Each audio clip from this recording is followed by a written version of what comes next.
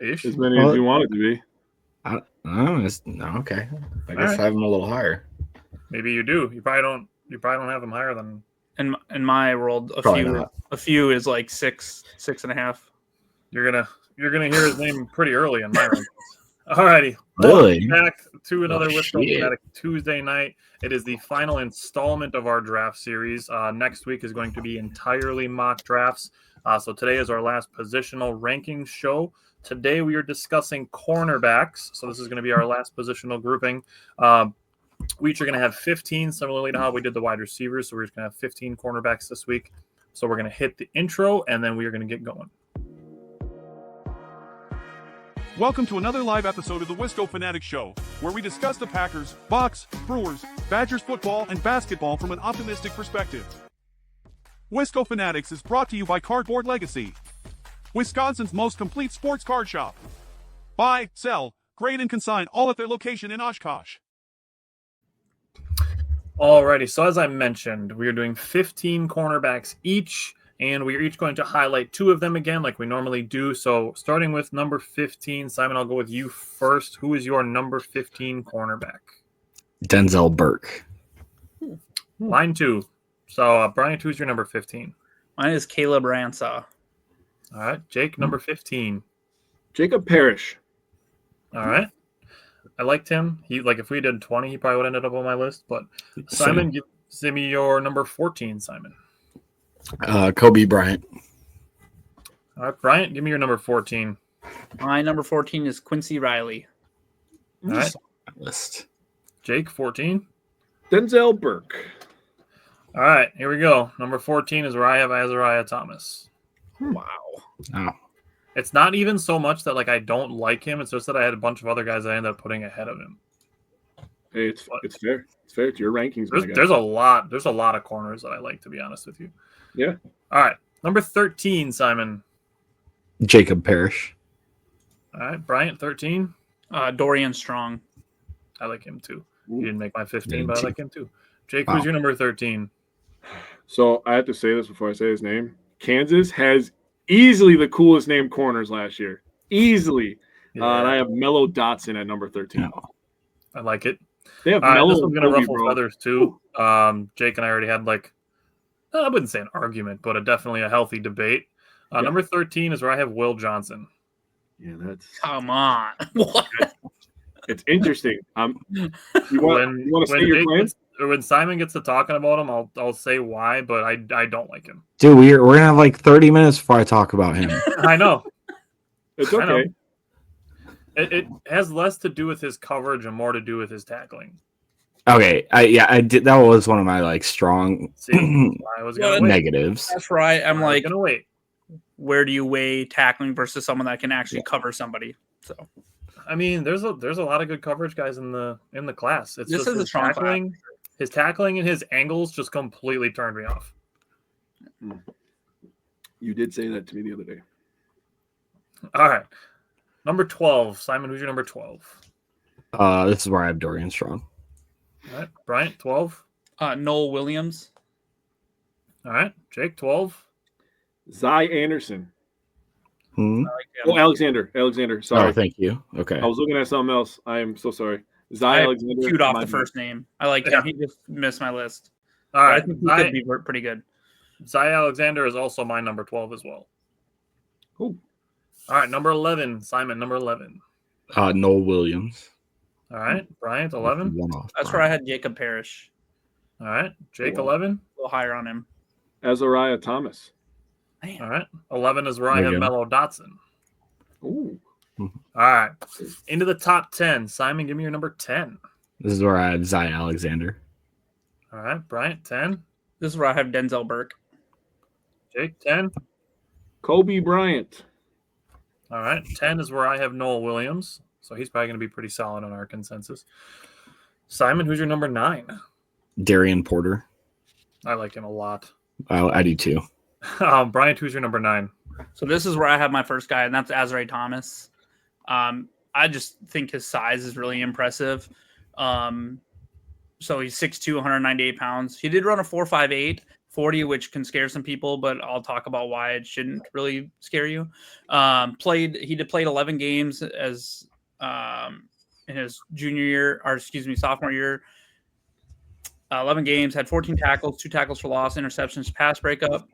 His junior year played 14 games with 1 start, 29 tackles, 4.5 tackles for loss, 10 pass breakups, and a forced fumble. And then last year, he had his strongest year as an honorable mention all ACC. Started all 12 games, had 52 tackles, 2 tackles for loss, an interception, and 4 pass breakups.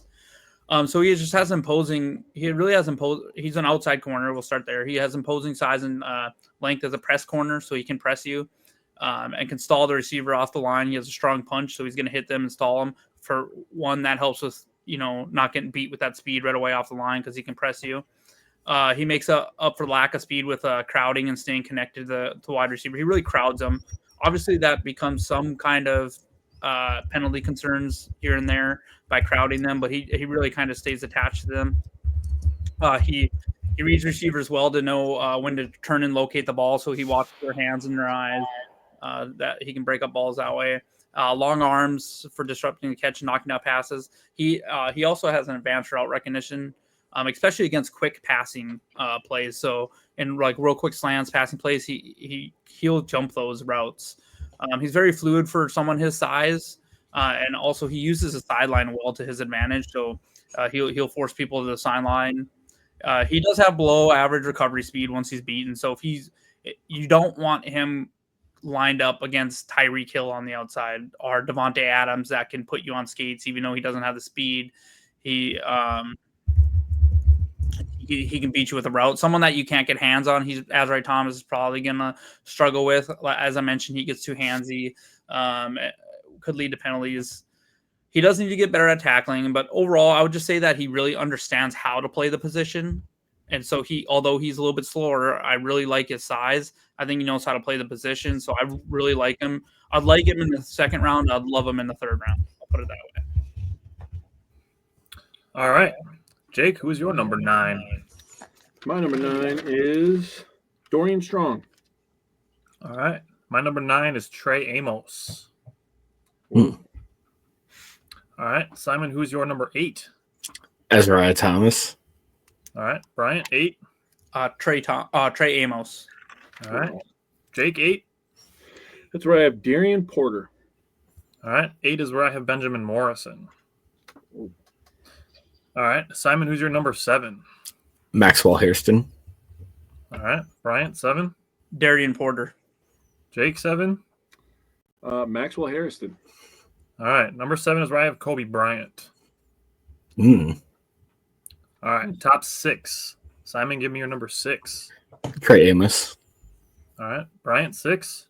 So this is where I have my second guy. I guess you guys don't want to talk at all. Nope. I'm going to talk on my number 6. This is where I have Maxwell Hairston, 5'11", 138 pounds, but he ran a 4.28 40. The thing with his 40 time is it actually shows up on tape. There's other people that you'll see that doesn't show up on tape.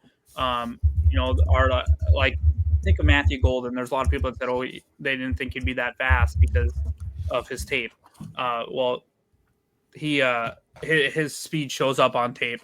So his first year he redshirted. His second year he played 12 games of reserve. So the bulk of his experience came in the last 2 years. So a couple of years ago, second team All SEC, tied for 6th in the FBS with 5 interceptions. So he led the SEC in interceptions, and he returned 2 of those interceptions for touchdowns. And that's where his speed comes in. He led the team with 6 pass breakups and started all 13 games. He had 68 tackles, so a lot of tackles, 1.5 for a loss. And then in 2024, he did miss a few games with a shoulder injury. That's concerning a little bit. Obviously, we've seen what happened with Ja with the shoulder injury. And Maxwell Hairston already, one of his weak points was tackling. So I'll wait till Tyler's done. Sorry. I thought I saw myself muted. That's my bad. I'm fired. Yeah, stop doing that, Tyler. Yeah. I have a bad example set for me that's by somebody that's done that like 10,000 times. That's what you get with live shows, right? Yeah. That's my second fireable offense of the night. Anyways, so with the shoulder injury, I don't think I said 138. He's 183 pounds. I'm sorry if I messed that up. So he started 7 games, missed 5 with a shoulder injury. But in those 7 games, he had a sack, interception, return for a touchdown. So if you're tracking, that's 6 interceptions in his career. 3 of them he returned for touchdowns. He had 4 pass breakups and 2 forced fumbles. So like I said, he has serious speed that shows up on tape. He's good in the back pedal and changes direction with his controlled footwork. So he's going to quick change of direction, good footwork. He does a good job of transitioning at the top of the route and can pick off some route combos. He reads the quarterback and will break on routes. However, sometimes because of his speed and he wants to make a big play, sometimes he breaks on too many routes. So he might get beat by a double team or something like that. Luckily, he has a lot of speed to catch up, but there's going to be times that you're just not going to catch somebody. So he might get, beat by that, but he can quickly close space with the speed. He'll compete at the point of catch. However, and he brings a little attitude to the position. However, there are times that just because of his size, he's going to get out muscled and he's going to get out physical. Andy Herman did a really good breakdown on him too. I happened to watch it or whatever after I had chose that I was going to cover Maxwell Harrison. He talked about basically that Maxwell was really unlucky. Essentially, there was times where he played the ball really well. The receiver just made a good catch, and then he said there was a lot of times that he actually got flagged, and it seemed like a pretty ticky-tacky call. So hopefully that's better reffing in the NFL, but you know how that goes. So he'll have to clean those things up a little bit. Lastly, he's gonna make some big plays by jumping those routes, and he's gonna return some interceptions for touchdowns. However, he's gonna get beat on those sometimes, and then also he is a liability in run support because he's a below average tackler. So that's where I get a little concerned with the shoulder injury, because are we gonna there's a little bit of bias there from Jaw and it feeling like he really doesn't want to tackle now that he broke his collarbone. But hopefully that's not the case with Maxwell. This is another case where I have seen him mocked to us in the first round. I don't think he'd be a good pick in the first round unless we traded down to 30 to 32. I do think I would really like him in the second round though. I think he's in play for pick 23, to be honest with you. That depends on how much they like him. Yes, Steve, I have an intentionally clicky keyboard for the satisfying sounds. Turns out it's not good for having right next to a microphone when you're trying to podcast. Really? Yeah, it's almost as good as having a laptop keyboard. The other couple things on Harrison that I wanted to throw out there, he's going to come up on my list yet, but he has a 963 relative athletic score, so very high there. During his 40, he reached 24.25 miles an hour. Blazing. That's absurd. Yeah. And had a 39.5-inch vertical. He doesn't quite meet the Packers weight threshold, but the thing with him is even if he added the 9 pounds to hit their 191 pound mark they or whatever, what does he lose, a tenth of a second? And he runs a 4.38. You know what I mean? Yeah, that sounds terrible. Yeah. So I think if they do get him, I think they're going to ask him to put on a little bit of muscle, which might make him more confident in his tackling abilities too. Yeah, that could help him in press coverage too. Just give him, send him to, what's that fast food restaurant in Wisconsin? Culver's. Yeah, just send him to Culver's. That's 7 pounds right there. Yeah, right. All right. So we are on 6. So Jake, give me your number 6 cornerback. I'm going to say his name wrong. Siobhan Revel Jr. Yep. Siobhan Revel, yeah. Okay. Yep. All right, number 6 is where I have my first guy. I have Zay Frazier. Now, it's going to be kind of controversial, I guess, because he came from UTSA. So because he's coming out of Texas San Antonio, he's already drawing a lot of comparisons to Tariq Woolen, who was also from UTSA. Now, I chose to basically look at the small school and just take that out of it. Looking at the way that he plays, he's an absolute ball hawk. He was targeted 38 times, only allowed 18 receptions. It's a 47.1% reception percentage. Only allowed 1 touchdown and had 6 interceptions and 7 pass breakups. He had a 37.7 NFL rating when targeted. Is 6'3", 185 pounds, so similar to Harrison. He's going to have to put on 5-10 pounds to be where the Packers like their guys, but a 9.35 relative athletic score, a 4.36 40. So another guy who's big and fast. He's an absolute ball hawk. He has really good breaking speed on routes, and like the out routes and stuff like that. Very good change of direction when he's playing in zone coverage. He's a very sure tackler. He had only 2 missed tackles in 2024. Another primarily outside guy at 6'3" would be kind of weird for him to be playing slot, but very, very high on Zay Frazier. Outside of the fact that he went to UTSA, if you take that out of it, I think he'd be a lock to be higher on some lists. All right, top 5. Simon, give me your number 5 cornerback. This is where I have Benjamin Morrison out of Notre Dame. 21 years old, 6 feet tall, 190. Dude's got extremely long arms, very active hands. He's pretty good in press. I think he's a willing run defender, and he seems kind of like a high IQ guy. Always seems to know what's going on during the play. Negatively, sometimes he can struggle to get off blocks, and sometimes he doesn't trust his athleticism. Excuse me. So he can be a little grabby at times, and he's coming off a hip injury. So that all depends on how medical shows up. And then he struggles a little bit with larger physical receivers. Is he going to be healthy to go? I know he did some of this. Did he just do measurements? I saw something that I was reading earlier about their injuries, and it doesn't seem like it's going to be a thing. But I mean, you only know what you see online. He's another you don't know player what I'd love in the second round, to be honest. Yeah, I think he's. I mean, all it says is he remains confident in his abilities and plans to hold a private workout in the near future. So I assume NFL teams will maybe get their answer during that private workout, or if anyone brings him on like a top 30 visit. I think they were doing one. It might have actually been today, even. I thought that was Will Johnson did one. Oh, Will Johnson did one yesterday. I didn't see if Benjamin? Hold on, let me look. Yeah, he didn't run the Will Johnson didn't run the 40 though. He didn't run. Yeah, I was gonna bring. No, he didn't. Concerned about his. I don't remember seeing anything about an exact date for Benjamin Morrison though. Steve Frazier played in the East-West Shrine Bowl.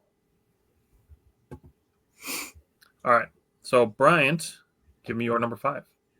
My number 5 is Benjamin Morrison as well. Right. Jake, number 5. Ditto. Nice. That was easy. 4 for 4. All right. No, I used my number. Oh, number yeah. 5 Right. is where I have Darian Porter. Yeah. Very close to taking him as my second guy. He's good. He's good. He's legit. There's a lot of good corners. I honestly feel like we can get a corner. It's a good year to need a corner. It's a great year to need a corner and a round deep 2 tackle. and 4. I think there's value there for us no matter what. Yeah. Well, obviously round 1, 2 if we get one of these top guys. But And honestly, like my number 16, 17, 18 guys, like Dorian Strong is my number 16. I like him a lot. My number 17 is O'Donnell Fortune. I like him a lot. Yeah, I liked him too. So I mean, there's a lot of and there's some good size at cornerback this year coming out too. Some outside guys that'll be good. For Green Bay needing an outside guy, there's definitely some options. Yeah, for sure. Steve said Porter should be named Clay because that's what he is. All right. Fair.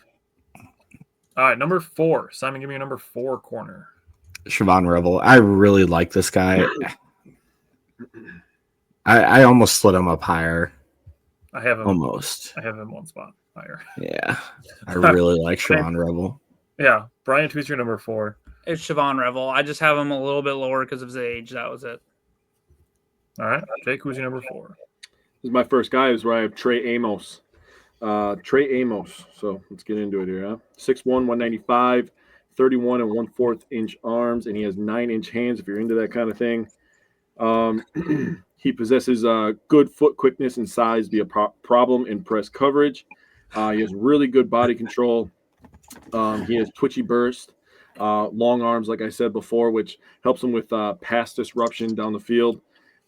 He allowed a sub 19% completion rate on throws 20+ yards down the field for his career. That's per PFF, so that's pretty good. Couple weaknesses I have for him. He can be a little too quick to open his hips to route movement. He gets kind of lost at the top of some routes every once in a while. He is better in zone coverage. I feel like everybody in my top 4 is elite in zone coverage. Yeah. Which is going to be really good. I'm going to explain when I get to my next guy. I wrote down some Packer stats on some zone coverage stuff. So all these guys in the top 4, I would be ecstatic if they drafted. He loses some ground when it turns into a flat-out foot race. So he doesn't have like top-end speed, but he's good at short area quickness, diagnosing quick passes. He allowed 31 receptions last year. He had 10 pass breakups, 3 interceptions, 14 stops, and a 56.4 passer rating. So Trey Amos, I think, will probably be a guy drafted in the early second round. I don't know if he falls to the Packers in the second round, but I think he'll end up being a pretty good player. Good size, decent speed. I'll get my number 4 quick, and then I'll get into Steve's question. My number 4 is Maxwell Hairston. Steve asked the question, any concerns with big, tall corners like Revel? Kevin King was sort of like Revel. I think it's there's less corners who are Kevin King than there are tall corners who become Kevin King. Yeah. Like, and Revel I also, don't think it's not like not all tall corners are Kevin King, and just because Kevin King is tall doesn't make all tall corners Kevin King. Yeah, I think Revel is better at getting a little more physical and stuff too than Kevin King was. Kind of getting and using his size to his advantage a little more, all like Richard Sherman. The other part of it is the height thing. Like Tariq Woolen is 6'4", Sauce Gardner is 6'3". Like I think Christian Gonzalez is like 6'4". Yeah, he's a little bigger. I think he's like 6'2". Yeah. Kyle Hamilton, I know he's a safety, but he's 6'4". So I mean, there's some precedent of taller guys that are good at cornerback. All right, top 3. Simon, give me your number 3. Oh, this is where I have Jahdae Barron. All right, Bryant, number 3. And Jahdae Barron. All right, Jake, number 3. Will Johnson. All right, number 3 is where I have my second guy, Siobhan Revel, 6'3", 193 pounds. That is like the perfect size for a corner in my mind. He's from Eastern Carolina, so again, another small school guy, but he did miss some time in 2024. He only played 3 games in 2024, but if you look at his career, he allows a 60.6 NFL rating, which is pretty low, 3 interceptions, 11 passes defense, only 4 missed tackles in his entire college career, which is awesome. Watching his tape, he'll mix it up in the backfield in the running game, which is something that's important too with the corners. He's a sure tackler. He's really good at flipping his hips. He attacks the ball when the ball arrives. He has good speed to jump routes. In man coverage, he has the number 21 PFF grade in the 2025 class, number 20 in zone, so he's good in man and zone. This was out of, Brian, I don't remember if you remember the exact number. I think it's like 293 qualified corners for the 2025 draft. Yeah, it was something like that was what you told me. Yep. Yeah, it's so being in the 20s is still very, very good out of, you're essentially in the top 10%, which is probably a little bit less than that because it's almost 300 corners. So very, very high ranking in man and in zone coverage. He was 0 for 5 when targeted in man coverage and 1 for 5 in 2023 in man coverage. So very strong coverage in man defense. And over his career, allowed 28 receptions on 64 targets. That's 43.8%. So good numbers, good tape. I mean, I like everything I see from Siobhan Revel. Yeah, like I said, his age was my concern. Yeah, I mean, if we're in a position where, and this is a conversation we've had with basketball a lot more, but if you're in a position to need, like NFL ready guys you want to plug and play like right away, that's a conversation you can kind of question.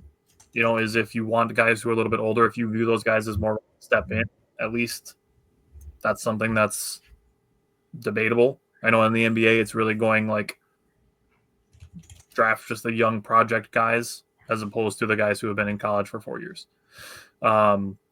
So top 2. Simon, give me your number 2 cornerback.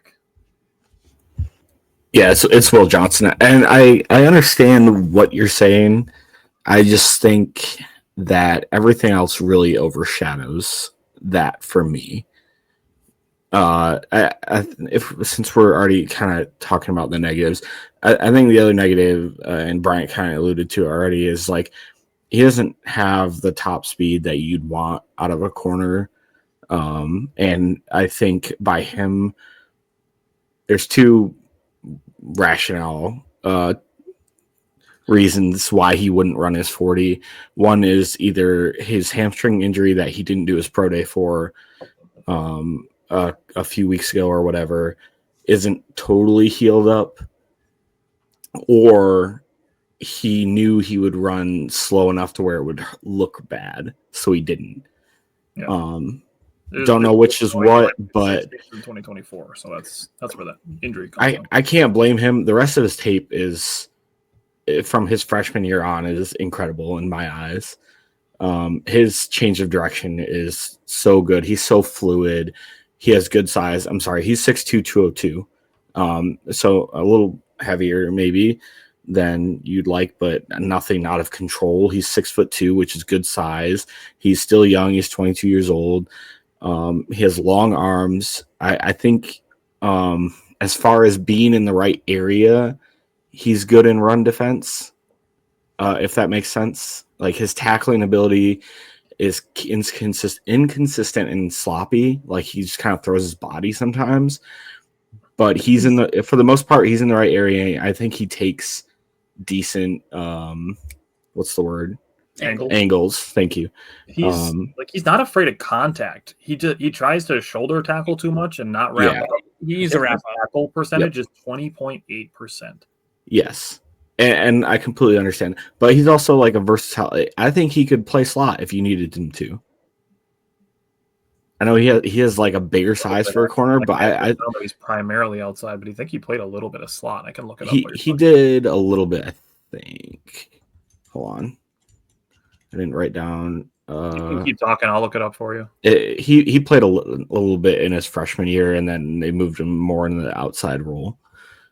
But yeah, I really like the guy. I wouldn't be mad if the Packers took him. I think if he didn't get hurt this year, I think he would be like a top 10 pick. And I think a lot of the stuff that has him dropping is kind of the minor injuries that he ran into this last year. But I mean, nothing. It doesn't seem like anything concerning. It seems like whoever takes him, he's going to go into all the camps and stuff and be perfectly fine.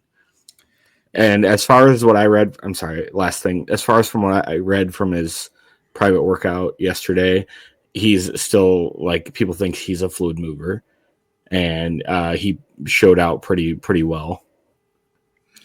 Yeah, for me, if you have him come in and he's, ends up being a number one corner on a team, and he can shut guys down or get close to that, I think you deal with the missed tackle rate and you continue to develop and get better at that. Especially think about our team, right? I feel like you could afford to have a corner on the outside who's really good at coverage, struggles a little bit in tackling, because you're going to have Evan Williams, Javon Bullard, Xavier McKinney to clean some of that stuff up, to where I feel like we need a corner that's going to cover. And I know we're looking at this as an NFL draft as whole, what we think they're going to do in the future.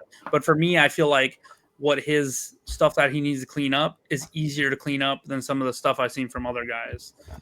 Because of the way he just plays the game. Like, he's kind of Azrae Thomas. That's what I kind of felt like Azrae Thomas. Will Johnson is better, but Azrae Thomas, he just uses his football intelligence to play the position really well. He might not have all the physical traits, but he knows how to play the position really well. And sometimes people overshadow or overlook that. Instead of just getting the football player, they want the athlete. And sometimes that hurts you, because sometimes football players like Devontae Adams, who fell to the second round because his slow 40 time, everyone looked past his route running. You know what I mean? And what did he turn into for a good chunks of years? He was the best wide receiver in the NFL, even though his 40 time didn't change. It's because he knew how to play the position and just out leverage and beat everyone off the line. So never mind on the slot part. He only played 58 slot snaps his entire career in college out of 1,317 total. So never mind on the slot. Yeah, and this draft is kind of weird because, like, a lot of times I do like the athletes more than I like the football players, but this year is kind of a draft where I'd more rather draft the football players than some of the freak athletes like Jack Sawyer and Landon Jackson. Both of them not anywhere near my top 10 edge rushers. Yeah.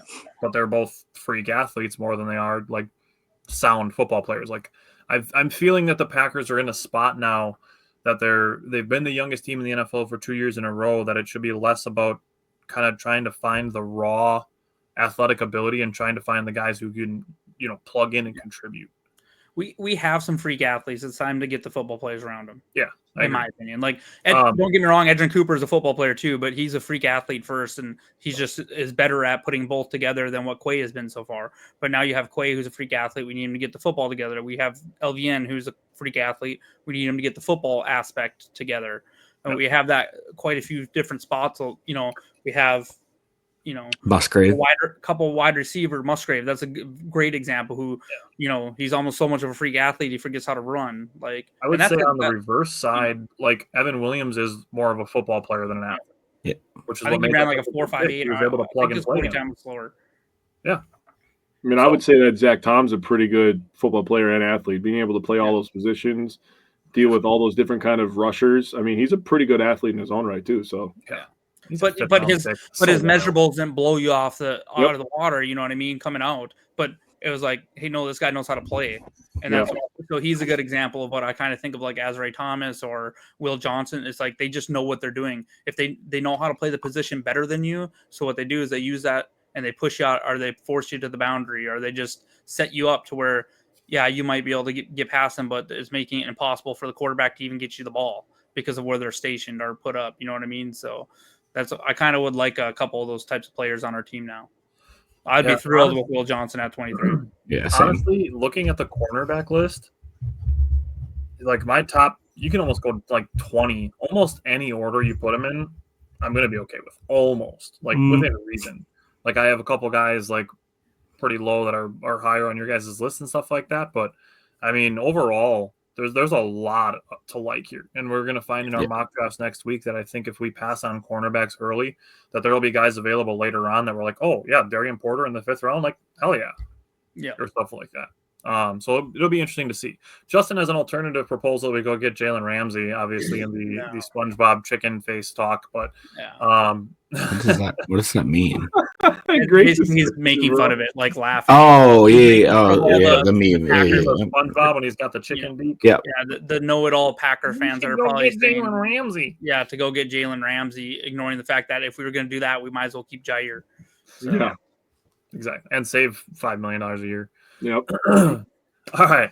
So I think we were at top 2. All right. So Bryant, I think, is up for number 2. Yep. Yeah, it's Will Johnson. All right. Jake, number 2. This is where I have Jahdae Barron. This is my second guy. So I wrote about Jahdae Barron. He's a very versatile corner. He could play outside, slot, even some safety. He was primarily a slot for Texas last year. In terms of grades, these are from PFF. So however you feel about him, you can feel about him. I just wrote him down. He had 90.6 grade overall, and he had a 91.3 coverage grade last year. He will fit best in a zone-heavy scheme. So I wrote some things down about what Green Bay did in the zone last year to kind of support my claim here on why they should take him at 23 if he ever falls that far. I've seen him going as high as number 8 in some mock drafts, which is crazy. So cover 1, the Packers called it 17.7% of the time. Cover 3, they called it 37% of the time. Cover 2, they called it 21% of the time, which is the 5th highest in the NFL last year. And overall, on defense, 78% of our play calls last year, which was the 9th highest in the NFL, were zone coverages. So probably be smart to get a guy who can be really good in zone. I also wrote down that he has plus awareness and instincts in zone coverage. There were times when I was watching his tape where I was like, dude, is he running this route for this guy? It really felt like that at times. He was very good at stabbing and redirecting wide receivers within the first 5 yards. Please don't make me laugh. I will start coughing. He is very good at attacking the ball when the ball's in the air. He swats, punches at the ball, makes it very hard for contested catches to happen. And my favorite part about him, this is one of the few people I didn't have to write that he was an arm tackler. He slides his feet and gets in position to tackle people. And it made me so happy that a slot corner actually is not afraid to stick his nose in there.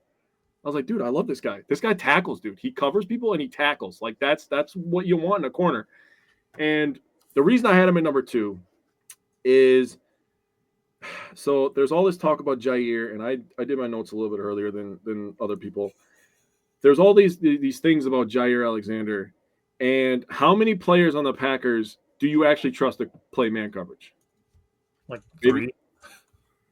Maybe. Really, we get like 6-7 games of Jair Alexander, who's really, really good when he plays. And then after that, it's just like we have a bunch of like guys and practice squad guys and this random guy. And I think Jahdae Barron will be a guy that you could plug in day one. Now, I know they made some moves since then, Nate Hobbs. But they made some moves since then. But Jahdae Barron, I think, would be a guy where you could plug him in day one and you'd feel pretty comfortable where he is on the field at all times. Wouldn't have to worry as much if you got rid of a guy like Jair Alexander. So I think Jahdae Barron would be a welcome face in Green Bay. I think when I look at Jahdae Barron with his versatility, and then we just signed Nate Hobbs, who it's like, oh, we playing slot or outside too. And then you have Javon Bullard, and then you have Williams and McKinney. I feel like they could, and Nixon, who's played a lot on both sides. I really feel like they could start to mess with a lot of like offensive coordinators to where it's like they don't know who's covering what. To be honest, the rotation and stuff with throw Jahdae Barron into that mix, the rotation and everything that could happen could be pretty nasty. Now we'd have to be careful not to confuse ourselves too, but I mean, if you treat it like the offensive line and kind of have them all kind of cross train during training camp and stuff like that. Just think about the cornerback blitzes you could throw with Jahdae Barron, Javon Bullard, and Keyshawn Nixon or something like that on the field at the same time. Like you don't know where the cornerback, you don't know which one's blitzing, and that's pretty dangerous. And I love the idea of having Jahdae Barron in single coverage. Like he's a guy that I think, and this is one of the reasons that I didn't like the idea of Will Johnson. Admittedly, this does come into the Packers aspect of it, but if the Packers can trust their corners a little bit more, not have to play so much zone coverage, and they can trust the corners more, they can send more guys in the pass rush. Yep. Instead of having to try to rely on 4 guys to get home, which is something that they got kind of caught up in last year. Matthew asked a question. Simon, who do you think is Goody's going to draft next week? Matthew, next week we're going to do live mock drafts. So next week, I think mock drafts. So we'll go through. Yeah, we'll do like who we like and who we think the Packers will take. Yeah, and we'll do different ones if they draft like a D line in the first, or a corner in the first, or a wide receiver in the first. Yeah, and we'll like force ourselves to make that pick and see how the rest of the. Well, we can also do like a head and heart pick. Like where's our head think the Packers are going to go? Where does our heart want them to go? We can do something like that too. So lots of options. Yeah, my number 2 is also Jahdae Barron. So, do we all want to say our number 1 on 3? Sure. Yeah, go ahead. 1, 2, 3. Travis Hunter. There we go. I didn't have him as a wide receiver either, so I guess we all kind of put him as cornerback, huh? Let's have this conversation because we had it with some other position groups where we were okay with them overlapping, and there's an interesting conversation here because Travis Hunter is saying that he wants to play both in the NFL. So we can kind of go around the horn. Jake, give me your thoughts. What do you think should be done with Travis Hunter in the NFL? All right. So I'm just going to read the first thing I wrote down. He's the one that said that quote today or yesterday or whatever, right?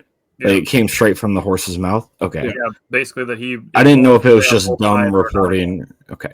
What was the quote? I missed it real quick. Essentially, it was like, if I don't end up playing both in the NFL, I'd rather not play at all. In layman's terms. Man, maybe he should fall to 23. Freaking A, dude.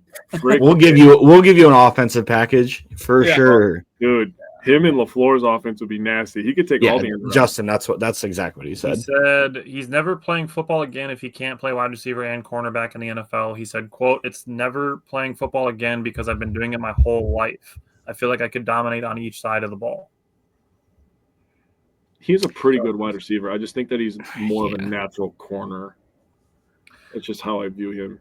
Curious, if you guys were to put him on your wide receiver list, where would you put him? Just off like the top of your head. He'd be top 5 still for me. I was thinking like 3. Top 3 probably. He's got to be, for sure. Simon, what do you think about Travis Hunter? I mean, I don't know. I get where he's coming from. It is tough to go like your whole life and playing both, because he did it a considerable amount at Colorado. It wasn't just like he played mostly offense and sometimes he was on defense or vice versa. He played a considerable amount of snaps of football. Yeah, I will say though, him up at fullback or something like right. that. He won the best wide receiver of the year award. Yeah. Blitnikoff. Blitnikoff, and he won the Heisman, obviously. So to me, I understand where he's coming from. I don't know how much I really think into his comment. I will say though that it will eventually become a question of longevity. If he like forces his way, eventually it will. Like you're gonna fall off at some point, and if he really wants to make his NFL career last, there's got to be some give in some direction either way. It's a really interesting conversation to have because it's such a rare thing, and with him being so good on both sides of the ball, you have to at least ask the question, like, could he be, a football unicorn that does do both? Yeah, for sure. It's a question that, we'll kind of see how his first couple of years in the league go, and if there's teams that are willing to let him play both sides of the ball. But Justin said he would personally pass on Hunter. He's good, but with an attitude like that, I could see issues that will arise. I don't call that attitude. I call that passion. See, and the thing with it is like his on the field play backs it up. He can talk like that because he's that guy. Yeah. He's really that guy. And you're saying he's him? And give my thoughts on Travis Hunter. The Cleveland Browns should pick him at 2 and let him play both sides of the ball. Because here's the thing is that the Cleveland Browns, regardless of what they do at quarterback, they've brought in Kenny Pickett and Joe Flacco. Like, unless they're drafting another quarterback to put another quarterback in that room, like, you're already filling it up with a bunch of recycled garbage. Draft Travis Hunter at 2, let him play both sides of the ball, and let him fill your stadium up this year. Yep. That's really how I feel. And you can use, if you use his rookie contract, use his rookie year, let him play both sides of the ball, find out if he can do it. Because he could be, you don't know until you put him out there, because it is something that just never happens. You put him out there on both sides of the ball and see if he can do it at the NFL level over a period of time. If you put him out there for 6 weeks in the NFL and he's playing really well on both sides of the ball, like, full send. I mean, that's really how I feel. If I were the Cleveland Browns, I would strongly consider him at 2 and play him on both sides. So Justin's following up by saying, I get that, but to say you would walk away from your passion because you don't get your way is an immature statement, just my 2 cents. Bro, he's not – it's gamesmanship, dude. He's literally, like, trying to, like, force the issue to get to play both ways. Yeah. He's a really great athlete, bro. He's going to play both ways. I don't care who drafts him. I would say he's saying that to hopefully push himself to a team that's going to let him play both. He's playing both ways. Also, think about the contract he could get if he's but for me, for what I think of Travis Hunter is, first off, longevity. Sure, I understand the concern. However, he's done it in college. Now, the NFL, you could be potentially playing anywhere between 5 to 8 games more a year, especially if we move to the 8 games schedule. Now, I will say you can't really question his conditioning because he was playing that, and he was playing that in Boulder, Colorado. He's not going to play other than Denver. He's not going to play anywhere with a higher elevation in the NFL. So his conditioning is insane, right?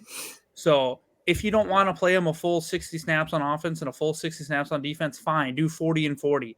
He's still going to bring a lot of, for one, as a wide receiver, there's going to be plenty of plays that he's going to get off anyway, because you're not going to make him necessarily number 1. But and if you're running the ball a lot of the times, you might just keep him off the field there.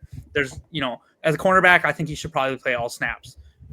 As a wide receiver, I don't think there's anything that a team shouldn't be able to get him on the field for 35, 40 plays a game, because he brings that value. Let him do it and let him prove that he can't do it. Because he's proven that he can do it. Yeah, and that's a really interesting. I love that answer. Really interesting idea. I like the idea of putting him on there for all of the defensive snaps, and then say, start him for 10 routes. Yeah. See if he can handle it. Then give him more, or just see if you keep his workload the same.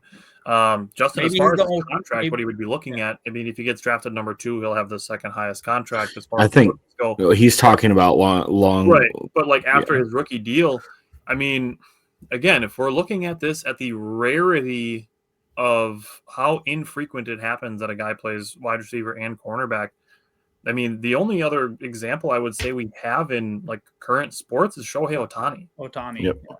He was quarterback money. Before he hurt his arm, he was looking at winning a Cy Young and an MVP. Yeah, also, don't forget that in the past, I get it that NFL, it's a way different game now. Yeah. There were players that did this in the past in the NFL where they would play multiple positions.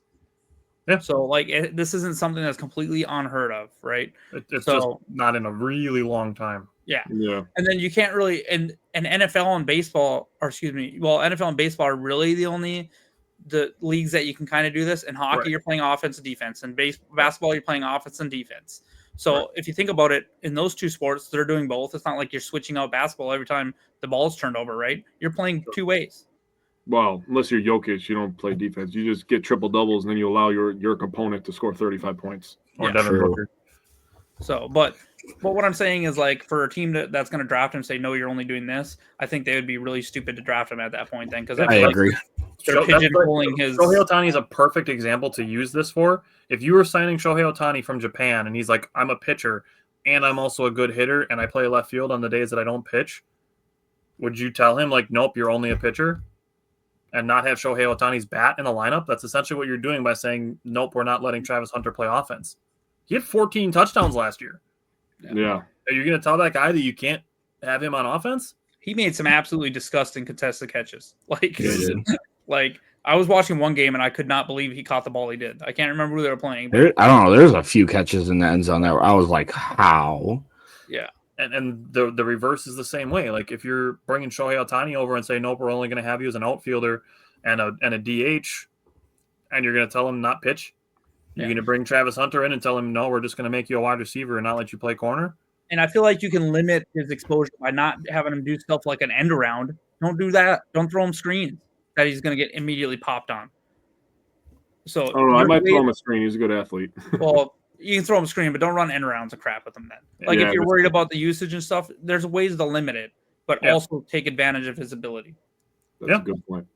Yeah, it's a very, very interesting conversation. And I think, honestly, Shohei Ohtani is probably the closest, like, modern, comparison to make of, like, how you would handle him. Yeah. Justin said he meant he'd pass for the Packers. If I'm the Browns, I'd definitely take him. Should have cleared that up initially. Honestly, if there's a way, like, let's say we're at pick 7 and Hunter hasn't been picked yet, and the Packers trade up for him, like, the Packers could use a wide receiver and a corner. Like, it's not going to happen, but if there was a way that he fell for some random reason and the Packers were able to get him, he could definitely help the Packers. Get that man a gas mask. I'm telling you right now, if he falls to 7 and the Packers draft Travis Hunter, Ryan is not going to be dragging my big ass home because I'm going to pass out. I'm going to pass out, dude. For me, that would be insane. His attitude, like, of how many times do we see the top players say, I'm the best and I want to be drafted first? That's fine. Where I get concerns of attitude, it would be more like Shedeur Sanders, who's been kind of like had it all his whole life, and he might be a little bit of a prima donna and all that kind of stuff. That's what concerns me. I don't know. I stopped caring about that. I just think all athletes are prima donnas. Yeah, that's true. So I love Coach Prime. Like, I'm a big Coach Prime fan. And for Travis Hunter and Shedeur, to be quite frank with you, having him as the leader to show them the way. Dion wasn't really a guy that lacked confidence. He kind of, there's stories about him. He's talking about when he was going to be drafted, and there's guys that are like, yeah, we're pick number 8. He's like, I'm gonna be long gone before you pick. Yeah. So I mean, Abdul Carter's doing that. He's not making any visits outside the top 4. Yeah. You're right. My concern is, like, if you draft Shedeur Sanders, say you're the Giants and you draft Shedeur Sanders, and you start with Russell Wilson and whoever else they sign, Jameis, Eaton W's, and I mean they're like saying, no, we're not starting Shedeur this year, but Russell Wilson is stinking it up, and same with Winston, and then you have Coach Prime and he's huge platform chirping your team and everything else. Hopefully he's just focused on his college team that underwhelmed this year. Hopefully he just stays focused on that instead of chirping your team. But you could see how that would create distractions that you don't want in an NFL team. I mean, that's just New York sports in general anyways. That's just the norm. Okay. Well, I shouldn't have used New York then, I guess. I think that's where he's going to end up. He's working out for them again. So as far as the attitude thing again goes, it would be so his attitude that we're talking about here is entirely related to how he interacts with himself, basically, and how he views himself. I would have a bigger problem if he was saying having attitude problems with teammates, coaches, trainers, stuff like that. That's where I would view attitude as a problem, versus a guy who, kind of toes the line between cocky and confident, but leans a little bit more on the cocky side.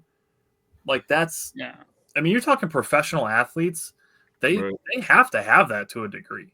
Yeah, someone that believes in themselves as strongly as he does is going to hold themselves to a different standard than a lot of people, and that means when he messes up, he's probably going to take, he's going to be a little harder on himself, and maybe he's going to, button down and stuff like that. So for me, that's not as, too much.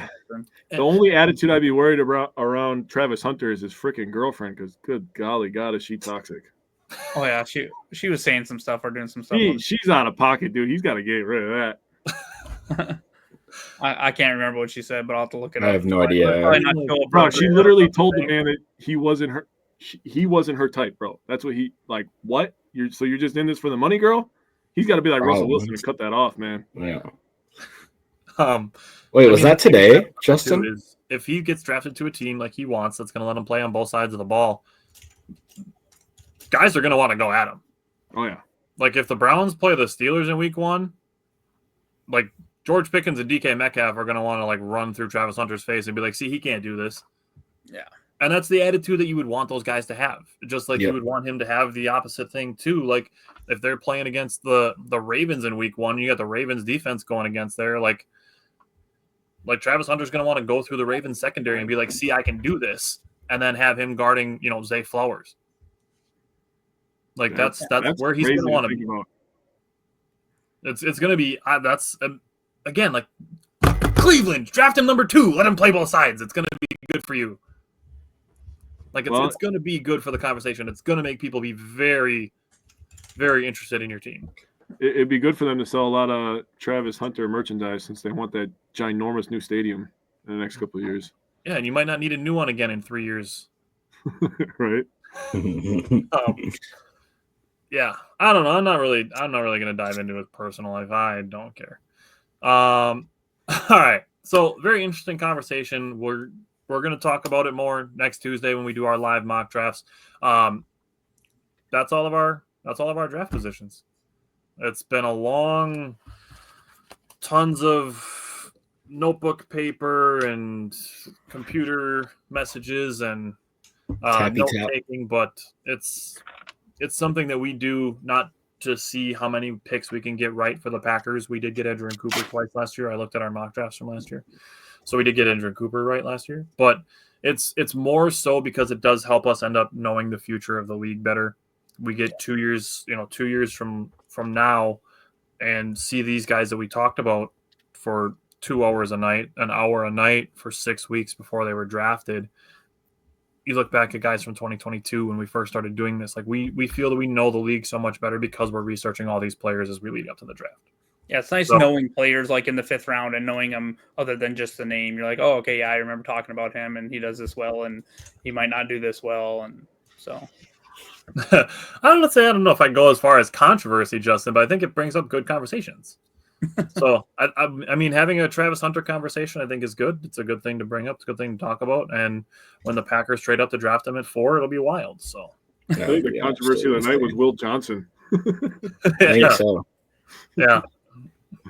So, very interesting stuff. Good conversations to have. And next week, we're going to be doing live mock drafts, so be sure to join us for that. I'll get these all published, and we'll have all of our consensus rankings out there. I'll put them all together into one post so people can look at them and see them if they want to see what our consensus rankings look like. And next week, we'll do mock drafts from the perspective of the Packers, and we'll do a full first-round mock draft. And then next week, Thursday, is the draft. Oh, man, I can't wait. Fucking A, dude. I only have to work 3 days next week. Let's go. Alrighty. So next week, Tuesday, join us for the mock drafts, and then I will see you guys in person next weekend. Yes, sir. All right. Thanks, everybody.